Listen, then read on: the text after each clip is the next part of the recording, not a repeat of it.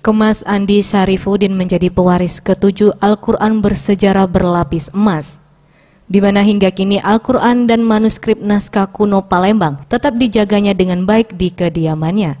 Jalan Fakih Jalaluddin, Kelurahan 19 Ilir, Palembang. Baginya menjaga dan merawat Al-Quran dan manuskrip kuno yang diwariskan keluarga secara turun-temurun harus dijalankan sebagai bentuk tanggung jawab terhadap keluarga dan masyarakat.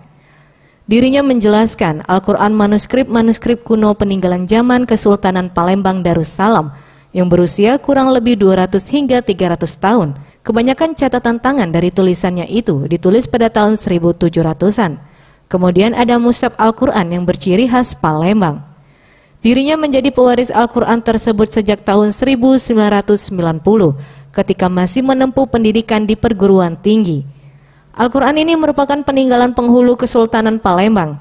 Tak hanya berlapis emas, Al-Quran itu pun pada penulisan tidak menggunakan mesin cetak, namun tulisan tangan menggunakan goresan tinta emas. Masing-masing lapisan emas ditulis pada halaman depan surat Al-Fatihah, surat Al-Kahfi, dan halaman surat An-Nas.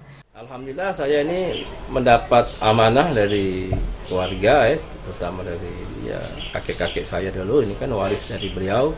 Itu saya mengoleksi kurang lebih 10 mushaf Al-Quran. Itu yang Al-Quran saja.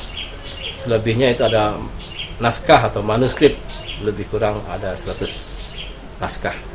Berarti ini Mushaf Al-Quran ini, mushaf Palembang ini peninggalan daripada zaman Kesultanan Palembang Darussalam. Jadi usianya itu ada lebih 2,5 abad lebih usianya. Bahkan ada yang Quran yang 300 tahun itu sudah tidak bisa memungkinkan lagi untuk dibuka karena kondisinya sudah sangat rusak. Tim Liputan Sriwijaya TV.